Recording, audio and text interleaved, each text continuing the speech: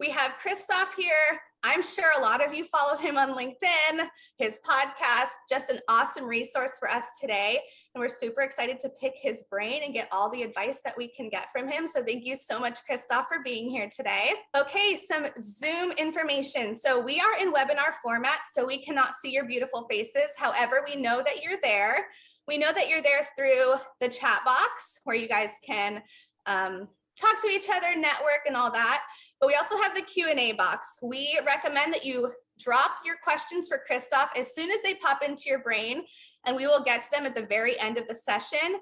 Please note that we will get to as many as we can. However, we want to use his time the best that we possibly can. So if those questions are easily answered by a career coach or someone in career services, we might send you in that direction just to get the most out of Christophe's time. So just an FYI. This is also being recorded, and you will get the deck and the recording in Canvas and probably a pop-up in your email. So if you need to watch it again, you need a resource, you will get that after the fact, as well as a very, very short survey that we hope that you will complete for us. It really helps us make these better for you and cater these events more to what you need along your journey in the bootcamp. So without further ado, I will stop talking and I will send this over to Brian. Thank you, Sam. Yeah, welcome everybody. I am a business relations manager at American University and ODU. And we have our guest, Chris, here with us.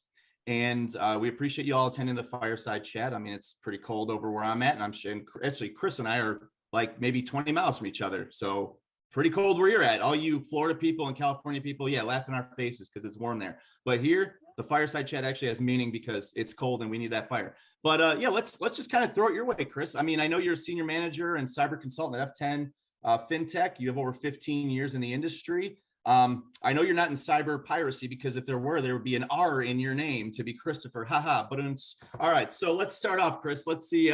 Let's hear a little bit about your background. You always been interested in cyber, and you know, kind of what led you to that. It started out that I was always interested in tech, and the first day of my help desk career, I saw someone had a Post-it note on their keyboard with their password, and I said to myself, there's got to be a better way.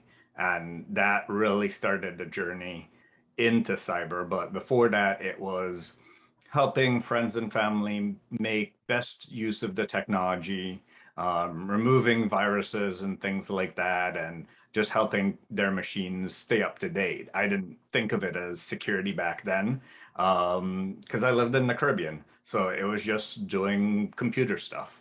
But fast forward to when I finished my bachelor's in business administration, I wanted an emphasis on information systems so I could focus on how to do things more securely, and started down that career path. Great, yeah. So do you remember that if there was ever a time that like just you said you know, as you know, when growing up and you know in your history you've had you know, helping out your family and you know, different you know, securing different things and whatnot. Has there ever been a time though there was like something that just switched in you that was like, you know what, I want to make a career out of this, make a living? Was there like an event, you know, that ever, for me, there was never a time that was like, I'm going to be a business relations manager, but like, you know, there were different things that led the way. But was there ever a point where you thought like, all right, this is my calling? I would say for me, that was 2008. Everything crashed and I was in a sales career. I saw people struggling getting credit, and I was in the business of selling things that required a lot of credit.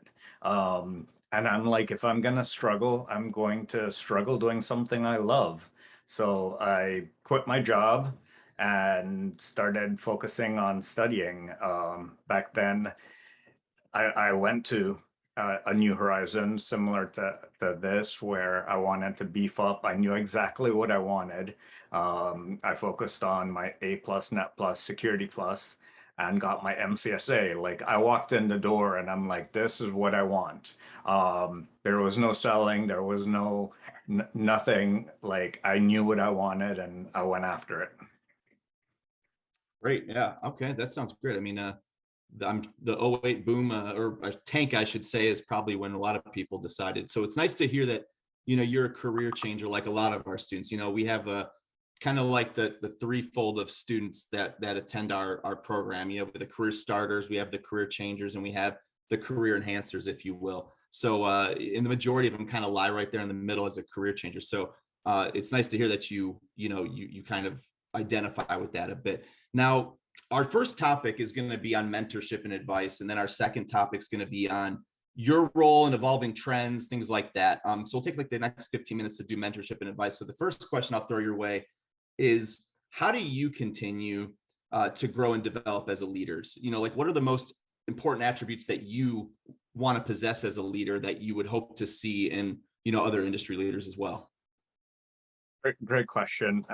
As I grow in my career, I started to notice that the higher up you went, it was more about understanding the people, and then the process, and then the technology in that order.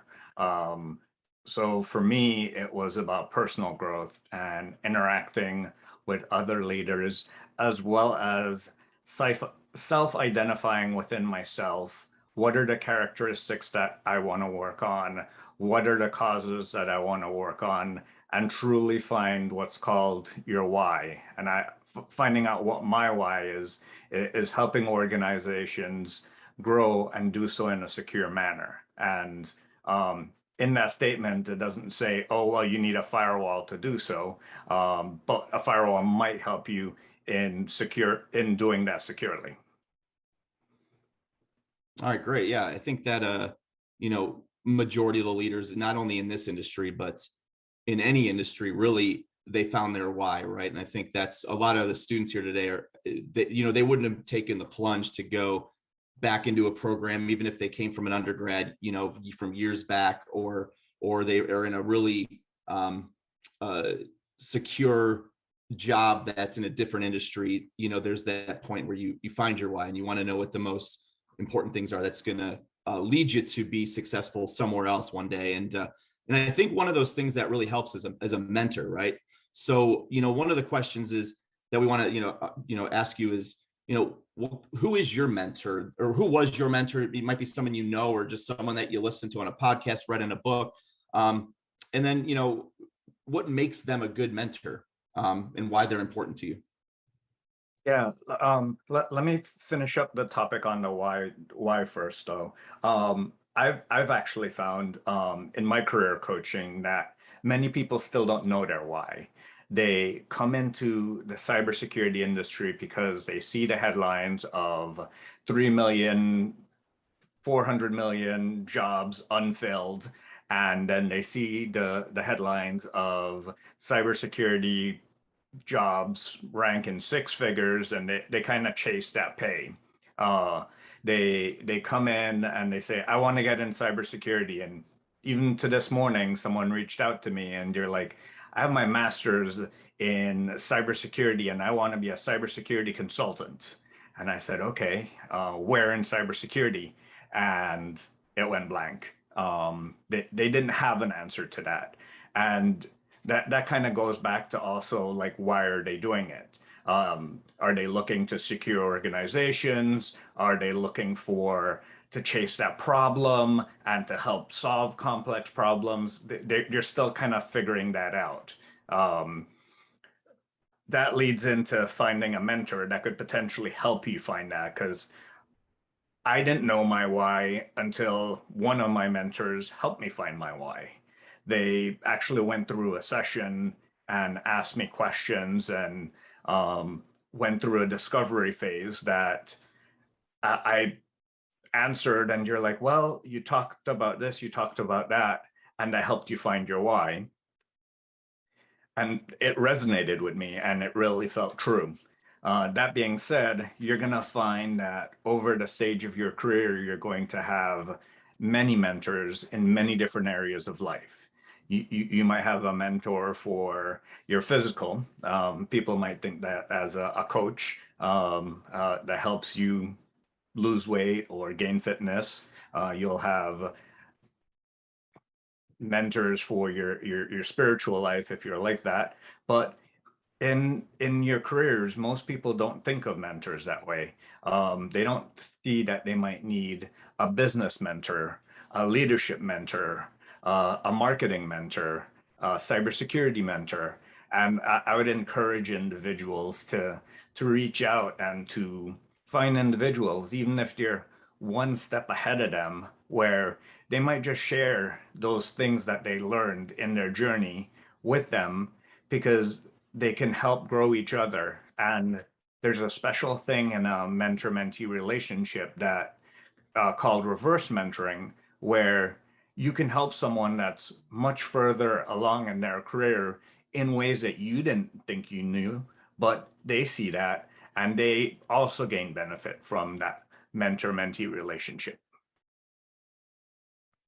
I like how you tied the why in with the mentorship, because that's hugely important. And you know, the why is critical for, I think, anybody, not just in cyber or tech or whatever. It's throughout life, right? And the mentorship too, because when we hear mentor, we think, oh, one person is going to mentor me, you know, that's going to be like my main mentor. But I think we overlook that there's various layers of mentorship, right? Or various levels or angles that you can go. And that was really, I think that's a kind of a profound statement that you said. And you know, I don't doubt that it came from a fellow Virginian, so you know, I'm not surprised that you had a good stand. But anyway, let's move on to the next question that we have. I think you know, kind of segueing into, you know, you found your why, you got good mentorship, you know, you've had it throughout your whole career. Now let's kind of go into some of the advice pieces here that I'm sure a lot of students will hear, because this often comes up, and it's, you know, certifications. We know you hold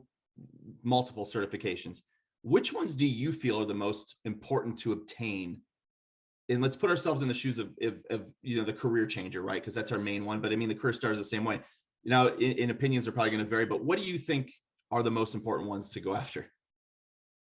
There's on my podcast, there's the whole battle between experience, education, and certifications.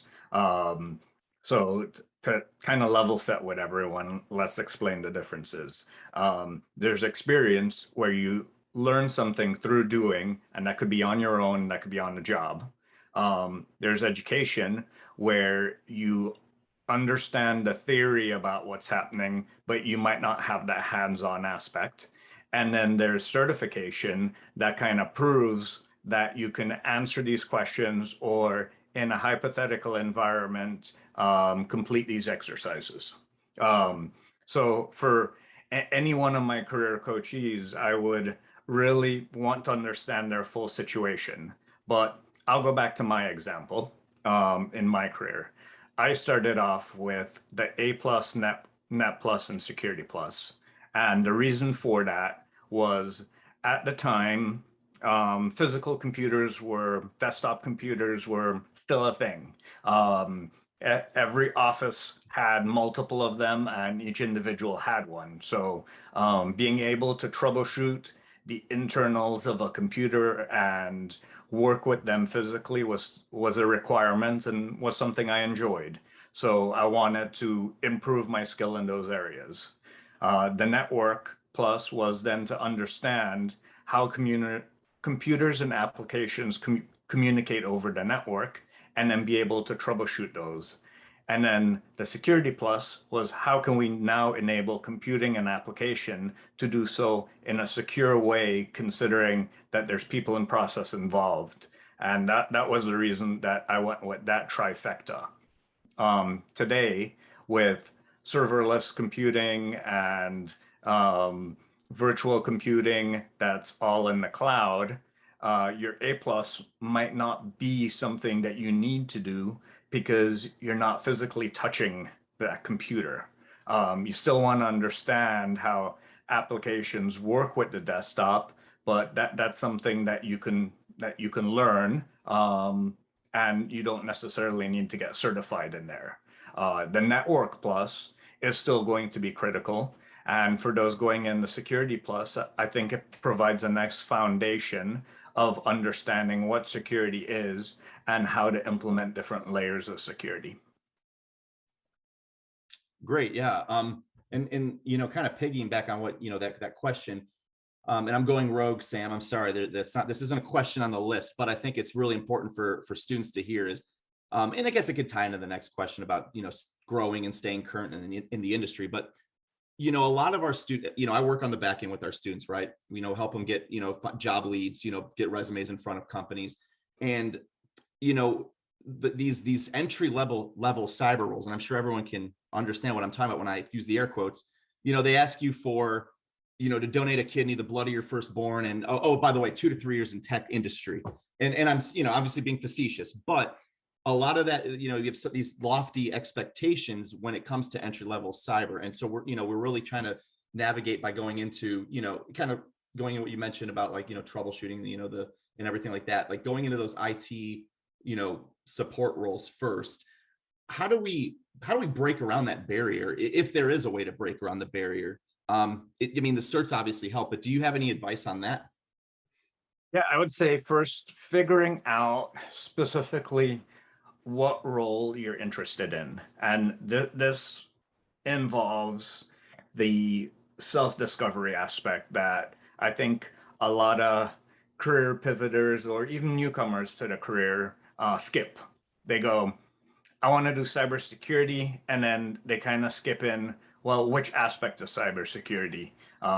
Is it application development? Is it application security? Is it web development? Is it architecture?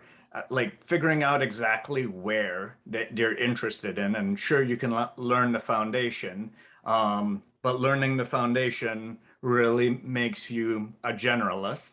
And specifically in cybersecurity, to get your first role, a lot of employers are looking for you to be a specialist. And likely they want you to be a specialist in a certain area and then be a generalist everywhere else. So that's why kind of doing the self-discovery and figuring out what role do you want to be, whether that's a threat intel analyst or a SOC analyst, figure out now the skills and competencies needed for those roles and do a gap assessment. Do you have them? Do you have some of them? Are you good at them? Are you not good at them? And then kind of rate yourself. And then now look at the job descriptions and see, okay, are they calling for all of them? At a specific company, they might. At a different company, they might not. And then talk to some people in the industry. Talk to peers. Talk to others doing that specific role. And ask them questions like, what's a day in the life of a threat analyst? Whatever it is. And ask them like, hey, I'm not so good in this area. How strongly does this area influence your ability to do your role?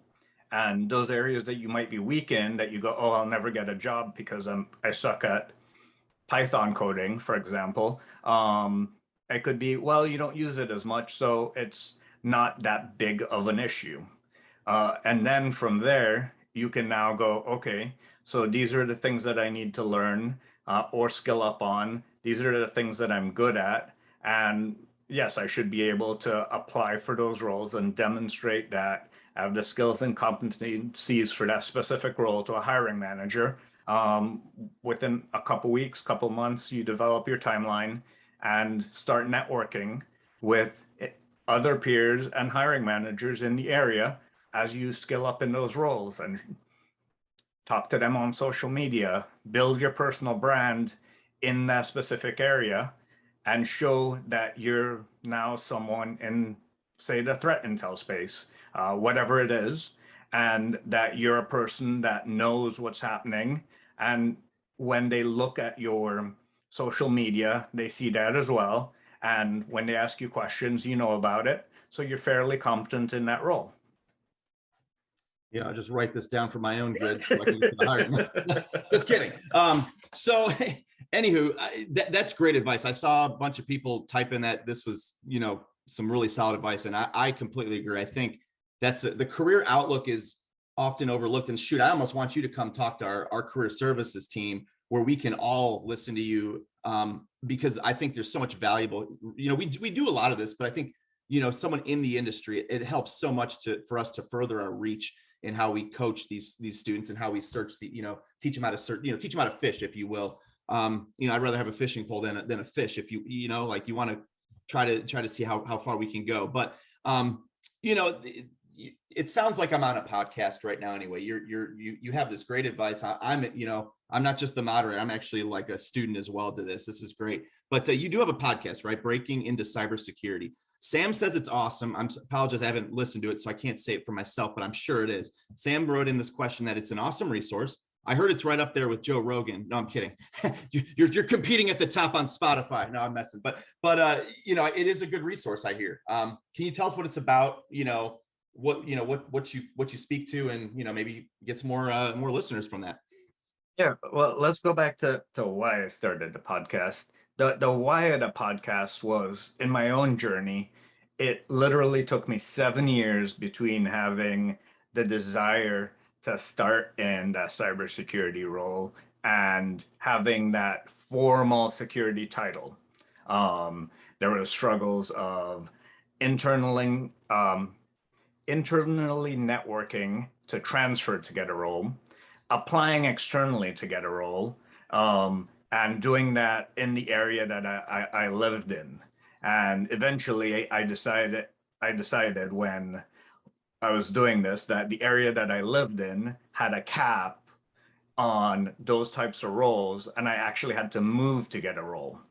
That has its own drawbacks to it, and I have lots of ideas around that, but we could talk about that a different time when you move for your work.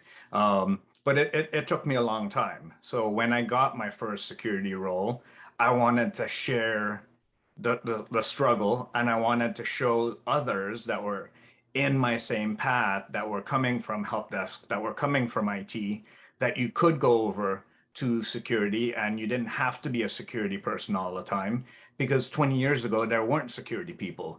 There was just sysadmins, there was just database coders, there were web coders, there were application developers. There wasn't a security title, or there might not have been many of them that actually had that title. So it shares individuals that have broken into cybersecurity within the past 5 years, and they're the ones sharing their experience. So whether they were a librarian, they were a physical therapist, they were whatever they were, whether it's a boy, girl, whatever, all their backgrounds, I want them to share their story so that others looking at them could go, oh, there's a me in the cybersecurity industry. They have a similar path as me. They look like me. They sound like me. They think like me, whatever that is. And they can see that that's a journey that they can do. Great. Sorry, I was actually about to type your name into Spotify. I'm not sure. Are you on Spotify platform? What are you on? Yes. We're on YouTube as well as all the major podcast platforms. Fantastic. That's awesome. So all you students that are on this, take a listen. I'm sure there's going to be a lot of valuable info that you can get from this, because this is just a small snippet of what Chris can give us, in this small window of time. So speaking of time, let's roll into the next topic. The last topic is your role in evolving trends. That's I'm sure pretty deep. So let's start off with the first question. What do you enjoy most about your role, and what is the greatest challenge? I think what I love about being in cybersecurity is that it's ever evolving. There's something new. When I started, Outlook Web Access being hosted by Microsoft was just becoming a thing. Google had just came out. This was back in the day where there's LimeWire and sharing and all that sort of stuff. That's a different story. But the idea of putting AWS or a virtual compute in a cloud and using it for business use was just coming of day. Today, you hardly have a startup that doesn't have a cloud first experience. So there's two approaches. There is, do you want to go cloud first, and do you understand the risks? and the shared responsibility in going cloud first? Or do you want to have a physical footprint and have a hybrid approach? Or do you want to stay all on-prem? That's something for an organization to think about. Mostly everyone's either hybrid or in the cloud. Unless you're DoD, you might want an on-prem installation only, but that's for privacy reasons. But yeah, so the fact that it's changing every day. There weren't WAFs back then. There weren't CASBs back then. There wasn't a way to protect data with identity back then. So everything's always changing. And what I love doing is figuring out what the technology is doing, and then how can I help an organization implement it, and if it's the right solution for them. Because not everyone needs every shiny blinky light that comes out there, and not every shiny blinky light is the right solution for their problem. Although some of the salespeople will tell you that after this major whatever ransomware event that their solution could have solved it. Right on. Yeah, evolving's huge. I mean, a lot of our career changers are, for example, I have some students from American University who left hospitality because COVID took a huge toll on that, right? So, I think there's a lot to say that cyber does evolve, just tech evolves, and that there is a level of job security, if you will, because it continues to evolve, right? And I remember being on Napster, and my mom picked up the phone and the dial-up internet would go out. Like, think about how we've evolved since then. It's crazy. And there's still things to be secure. I'm still getting emails from the deposed king of Nigeria saying I owe money. Like, there's things like that out there that we can. There's a lot of other layers that we probably haven't even thought of yet, right? That we're gonna 10 years from now be like, wow, that we couldn't even think of this back then or whatever. So that's great. And I know now you're on a lot of leadership roles or projects, or you've done some in the past that you've worked on. And what was probably the most satisfying one, if you will, and why was it so meaningful? I'd say it's one that I'm on right now. I'm part of, over here, the whole Cyberhuman initiative, and it's a nonprofit geared around helping individuals that are, most of them are coming out of some sort of military service or some sort of service, and you're reintegrating into society, or they're having struggles and they want to get into cyber, and they kind of need that extra guidance. So we're helping to provide them with access to free resources, coaching, and then on the other end, work with employers that are looking for individuals that have the skills and competencies for the roles you're looking for, but maybe don't meet all the guidelines, or they wouldn't have recruited them because whatever, they don't hang out where they hang out. So we kind of connect everyone together. And the idea behind the nonprofit is that we can kind of bridge those gaps. Great. Yeah, that sounds like a conflict of interest, because that's what I do. No, I'm kidding. But no, I think that's huge, because our role in career services is to get to be an advocate for the students that might get lost in the ATS of a company that gets 4,000 applicants a day. I tend to focus more on the mid to smaller companies, because it's easier to get to talk to someone there versus like 5 different levels of getting to the right person. So that sounds like a great project. I mean, again, and I'm dead serious. I think it would be hugely beneficial to have you speak to our team, because there's a lot here that we can take away from it. But anyway, the next question here, and you mentioned career coaching, right? Like so that's one role that you have listed in your many accolades. And you have a quote on your LinkedIn, and it states, "I strive to shine a light on the value of others so they can see it in themselves." Deep. I'm going to need to take a break. No, I'm kidding. But how do you do that for others? Well, most of the times when individuals come to me for coaching, they say, oh, I'm good at this, oh, I'm good at that.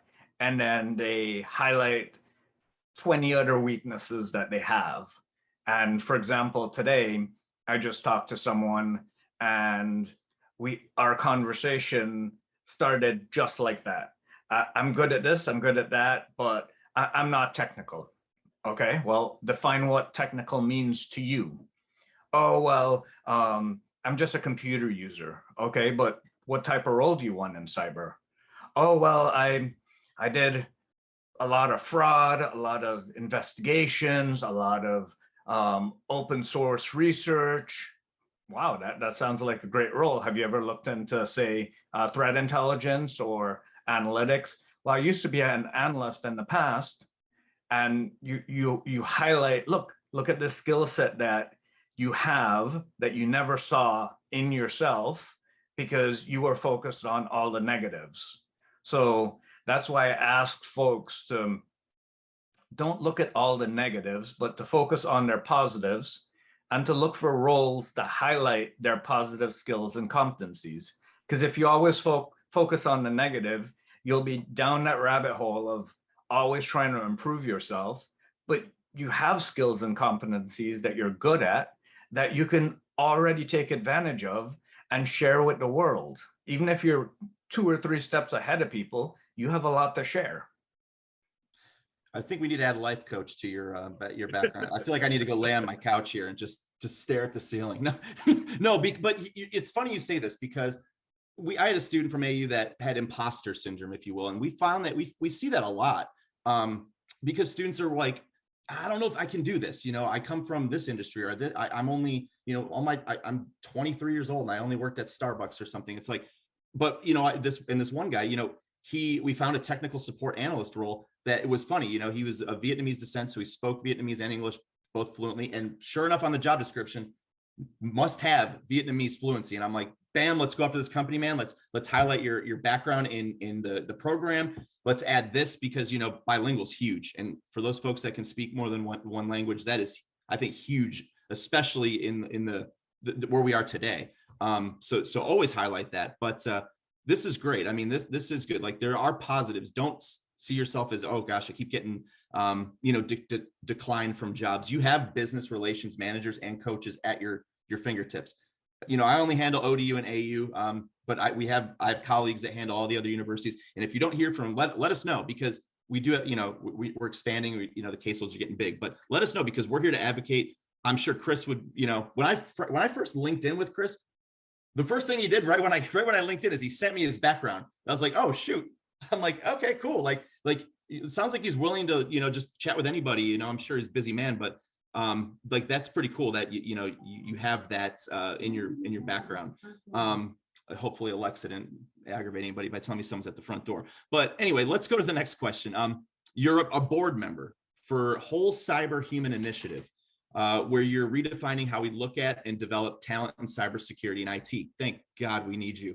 What do you feel needs redefining when looking at talent and talent development? And I'm going to take this and post it on LinkedIn. No, I'm kidding, but go ahead and let us know, because I think this is very important to hear. Let's talk about those looking for talent before you talk about talent development. Oftentimes, individuals creating a job rec will create a job rec based on an individual who's been in the role and might have been there for 2 or 3 years, gained a lot of skills and competencies in that role, and now you're looking to go to another role and they want to backfill that person. They want to backfill that person with the level that you're leaving at. So now you no longer have an entry-level role, you have a mid-analyst role or a senior role, and that's how they create the job description. They fail to look at the growth of the individual. So the first thing is, organizations need to look at a pipelining sort of initiative where they create the different levels, how they grow, and be prepared to work through that pipelining themselves.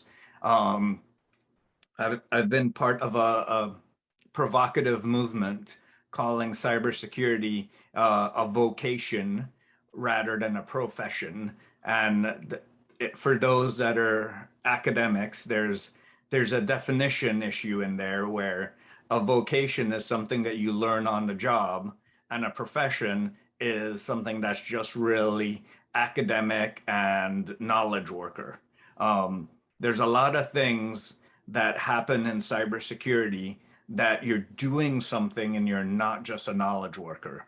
You're creating something, you're analyzing something, you're changing something, and you don't have to know that ahead of time. You're figuring it out as it's happening.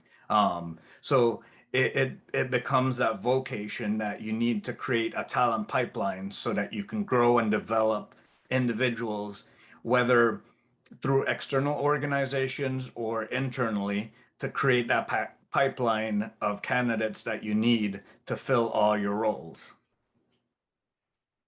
Right on, right on. That is, I think, one of the things that is often the disconnect. And you mentioned this earlier too about, I think you mentioned this earlier somewhere where we were talking about, average salaries and people like show, like the only social media I have is an Instagram and I barely use it. But when I'm on it, I see these ads for boot camps that aren't ours, thankfully, but it's like, you will make average salary, 75,000. People who are like excited, they're thinking, oh my God, I'm going to make that. But they fail to see that it's average, right? But then they also fail to realize there's so much more that has to go into landing your first tech type role.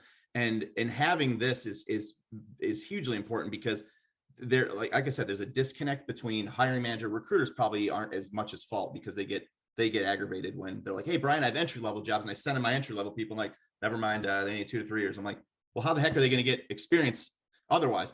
So I like this. I think this is awesome that, you're a board member for this. I have a huge passion for this. I make memes about it on LinkedIn all the time. Naomi Buckwalter, who, if you haven't followed her, she's freaking hilarious. You guys should follow her. She actually used one of my memes because we joke about it, but it's a serious issue. And I like that you are trying to solve that problem. Like, that's what everything starts with, is we're trying to solve a problem here. So last question. And, it's a big one, but, it could be as big as you want it to be. What do you think about when you're looking ahead into the next 5 to 10 years of cyber? Like, how do you think things are going to evolve or change? Hopefully we're not replaced by robots, but what do you think's the kind of the next big thing, if you will? Everyone makes fun of artificial intelligence, the metaverse, all these things, but some aspect of them is going to come true. And rather than focusing on the quote unquote jobs that automation will replace, look at all the roles that then get developed to support automation, or the extra thinking that analysts can do when you're not bogged down with trying to find the research or trying to find the data. The automation will help create more jobs in the end. One, because the skeptic in me is going to say that people will implement automation incorrectly, and you'll need more people to support the automation than the automation actually helped. But that's aside. But I think he'll create more jobs in regards to, it might remove an entry-level SOC analyst, and it'll create new analysts up top that now get to reverse engineer or figure out new ways to connect data together. And those will be human jobs that this AI isn't there yet. There's going to be some form of smart intelligence within the next 5 to 10 years, but I don't think it's going to be human-like or to that scale where humans will be fully replaced. Gotcha. All right, cool. That's good to know. Hopefully in 5 to 10 years, we're not on the Omega variant of the coronavirus, because who knows where the heck we're going to be. But we're all able to work. A lot of us are seeing that working from home is now is a thing that we're realizing is something that everyone can do. And there's a lot of remote jobs are going to be coming out more. I think there's going to be a lot to be said about the tech industry, and it might be even more competitive than it is now, but I think everyone here is in the right spot. And I'm not a BSer. I don't sugarcoat things. Like, we here in Career Services are dedicated, at least from everyone I've spoken with in our team, we are here to work for you, to help you out, to be a liaison, to be an advocate. Chris is one of the people that we have good connections with here that I'm sure has, aside from his resources, will be there to follow on LinkedIn, maybe ask questions there. And we're going to move into that Q&A piece. I see Melissa put it in the chat there. But in closing here, one piece of practical advice that you would give to someone starting out in the industry. Mine is good luck. No, I'm kidding. What's yours, Chris? I would say be eternally curious.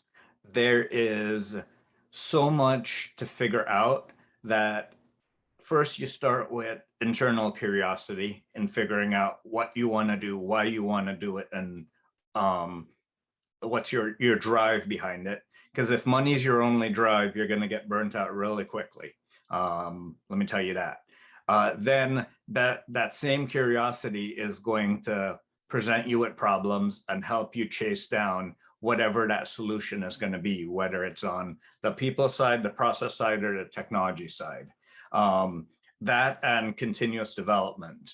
Just because you got your master's, just because you got a certificate, it doesn't end there. You have to be willing to learn all the time. Like on a daily basis, I'm listening to 2 to 3 podcasts. I'm reading books. I'm always learning and growing. I wanted to touch on the money burnout because someone touched on it. Incident response is a high-paying field. Reason it's a high-paying field is oftentimes you will be called on the drop of a dime to go wherever, and you will be working for 24 hours a day for 2-3 months maybe to resolve a ransomware event in a factory somewhere. And your role is to be on there working 24/7 to get this factory back up and going, because that company is losing millions of dollars a minute, and they don't mind paying you thousands of dollars an hour to do what you have to do, because you're losing more than that for every minute that you're down. So you might get a lot of money, but you're going to burn yourself out in the process. I'm not saying that all IR jobs are like that, but that's just one example of why chasing money will burn you out. That's a good point. I was actually thinking, I would love to hear that explanation too, which is great, because I've always been, oh, money doesn't buy happiness. You ever seen a sad person on a jet ski? I mean, come on. No, but that's great advice. I think, knowing your why, finding where your specialty, where you really want your specialty to be. Guys, and this is recorded, so you can always go back and hear my, I asked Sam, I was like, am I too much here? But like, I think, Chris and I had some pretty good, banter going back and forth, and he really, gave us a lot to think about. I mean, the students, even us on the career services side here. And we really appreciate that you took the time out of your busy schedule to do this. So Melissa and Sam, I think you wanted to move to Q&A here. So I don't know who does that. I don't know if I'm moderating that, but I'll take it over. Yes, please do. Thank you. So we're going to jump into Q&A. Brian just said it, but again, this is recorded. I see a lot of questions about certs and education, and we've talked a lot about that already. So please ask questions that are relevant, that are not easily answered by career services. That is what we're going to ask Chris right now. So if we skip over your question, that is the only reason. I don't want to seem rude, but we want to use Chris's time the best we possibly can. So Chris, a lot of these questions are about the industry in general, but some of them are also about the personal journey of each student. I'm going to kind of mix some questions right now, and this is kind of a big one to start with, but obviously our students are of so many different backgrounds, age, gender, race, everything. And we have a lot of nervous students about jumping into this industry with unique backgrounds or different backgrounds. So we have a bunch of questions right now about women in cybersecurity, older age starting in cybersecurity. Can you shed some light on what challenges they might face, what advantages they have being of all these different backgrounds? Well, first I'll start with the first computers were actually women, and they were doing it by hand, and they calculated how the space shuttles will navigate around the Earth by hand. So let's just say that that's unfortunately a stereotype that's been created and emanated over the years. I work with a bunch of amazing women, and while it is a male-dominated field, you don't have to accept that people are going to treat you any different, right? You speak up for yourself, have others speak up for you, however. But in my experience, men have been very protective of women, and it's changing to where you're going to continue to allow the sort of misogyny that used to happen. Um, I haven't seen that in a long time, and anytime I see it, I do speak up. So there's that. And then I would say, with regards to age, there's a lot that comes with maturity that someone at 23 doesn't have. And while you might not have some of the characteristics that they have, play on the advantages that you have, right? Don't try to replicate what they're doing. Do what you have to do. One of the founders of the whole Cyberhuman initiative, his story was he was coming out of the military and he was applying for hundreds of jobs, 20 plus years in the military, and he got so frustrated that he was almost ready to apply at Home Depot to help stock the shelves. And I said, no, stop trying to be a 22-year-old SOC analyst. Work for something that you want to do. So we talked about it. We talked about his leadership skills, his project management skills, and we highlighted how he could follow his passion in cybersecurity, use the skills and competencies that he had, and look for roles that met that alignment, and where his age and his experience would be a benefit to him rather than a disadvantage to him. Absolutely, thank you. And question from me, not from the student, kind of talking about what you're talking about. So we know like all the tech knowledge is important, obviously, to be in this industry, but what do you think are some of the most important soft skills that our students need? Communication, communication, communication, communication. Because whether you are in a SOC, you are doing analysis, you need to be able to communicate. Whether you are trying to inform a CEO or your manager, you need to be able to communicate.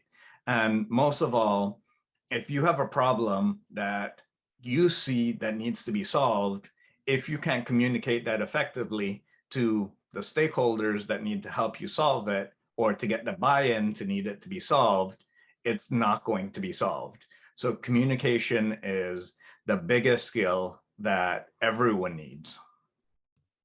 Absolutely, thank you for that. So question direct from a student. As a cybersecurity professional, how many times have you failed? Was there any point in time that you felt like maybe you chose the wrong field? I think it's important for us being babies in the field to understand that there will be tough times in the industry, and to hear it from someone of your stature to tell us it's okay. Absolutely. Like I mentioned, my journey from IT to having my first security title took 7 years.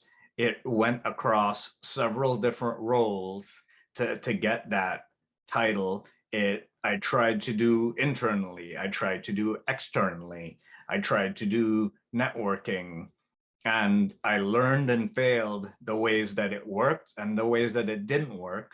And those are some of the experiences that I'm able to share.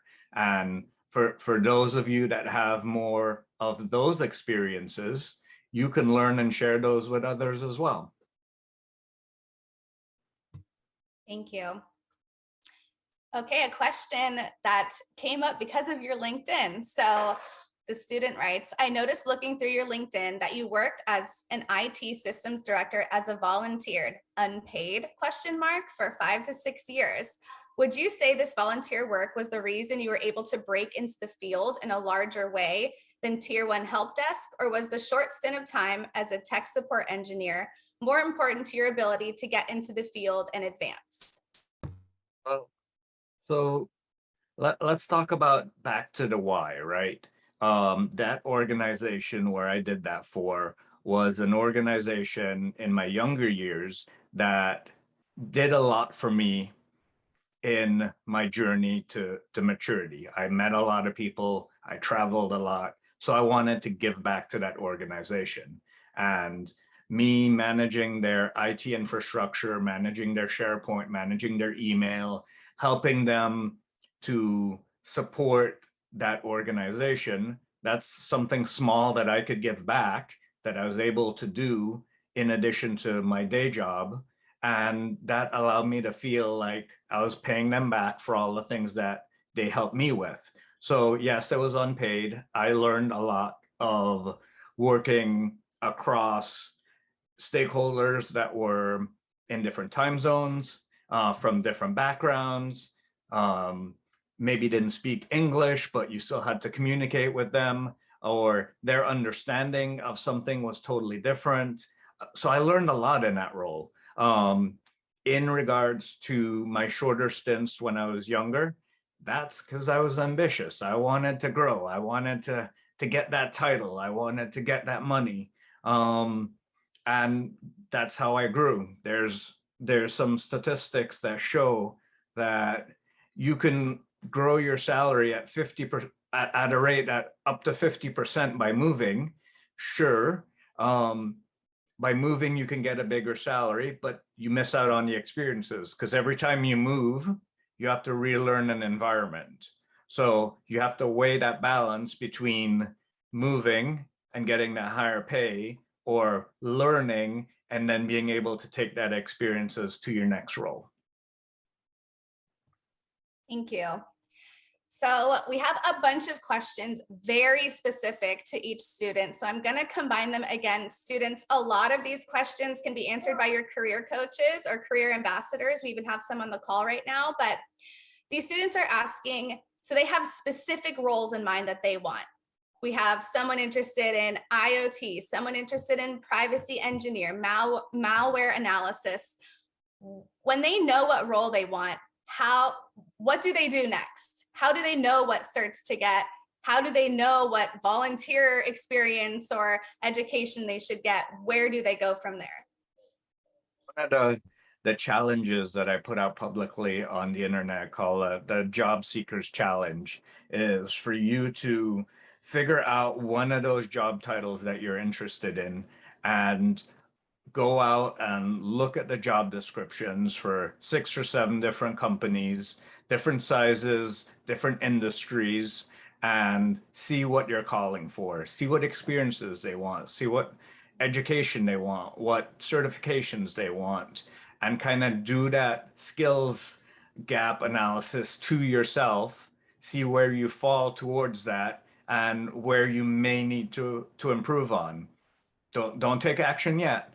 Now go out and interview 12 individuals with that title. And that way you ask them a day in the life of a threat analyst, a day in the life of whatever, and see which of those skills and competencies are really needed versus what's on the wish list of this job description that these companies wanted and what they would take.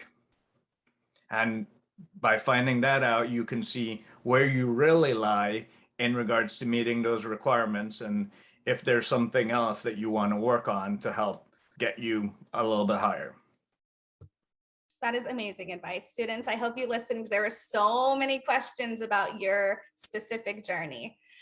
Next question, we get this one a lot as well, kind of similar, but as a very entry-level student, what are some good positions that they should go for to jump in and learn a number of the areas until they feel comfortable or interested in one? Well, there's your traditional IT support background areas that I hate to say it, the help desk role is like the ER of many companies. You learn about the applications, how they work, the type of questions that users ask, the things that they think they were doing but they weren't doing. You learn a lot about human interaction, application interaction, the system design. You learn a lot in that role. Another role, a sales role, specifically for organizations that might sell more than one product. You have to learn about all those products, the system ecosystem of where they sell in, how they're better than their competition, what problems they solve. And you have to learn all that so that you can go do your job. Then another role would be potentially some sort of analytical role if you're analytically inclined, and kind of do that research in those specific areas. Thank you so much. We get that question so often, so thank you. Speaking of very little experience, we talked about your volunteer work. So besides volunteer, what is another way for these students to get some experience that they can possibly put on their resume or speak about in an interview? I would say, look, there's several different ways of getting experience. There's volunteering, there's on the job, and then there's do it yourself. And do it yourself really means that whether you're creating your own cloud environment to set up your own stack, to talk about how you did the upgrade, to figure out how you got these two inoperable applications to work together, or a home lab where you're physically doing everything together, or research project that you did and you did all the research and you posted it to a blog, or your LinkedIn profile, or something like that, some output that you're creating. You can then use that experience as your story as to something tough that you accomplished in your career or some challenges that you had, and be that narrative to help answer your interview question. Perfect. And I don't know if you hire or if you're involved in that process. I'm sure you have been before, but maybe like top 3 things that are not obvious that you look for in a candidate. But if it's someone that has been in a previous role before, I look for results as to how they grew in their role. And if they're saying, well, I did this, I did that, and I don't see results, it makes me wonder, did they achieve those? Did they really do that? Or was that just on the job description that they copied? And that's something that I find out in the interview. The other thing is communication and diverse backgrounds. So someone that might have come from an interesting area.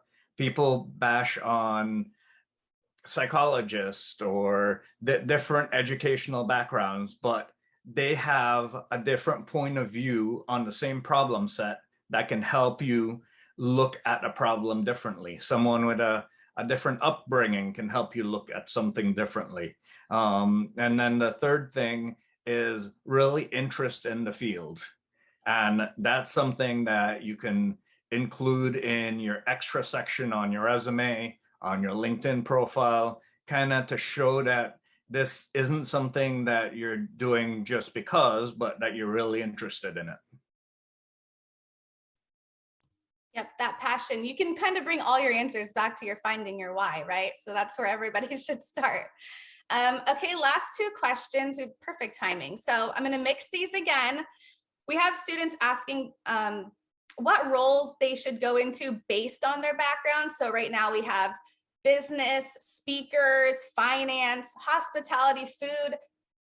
How do they know where they best fit in using their skills, their passion? How do they find the perfect role for them? Well, I would say one of the things that connects all those roles you listed is communication.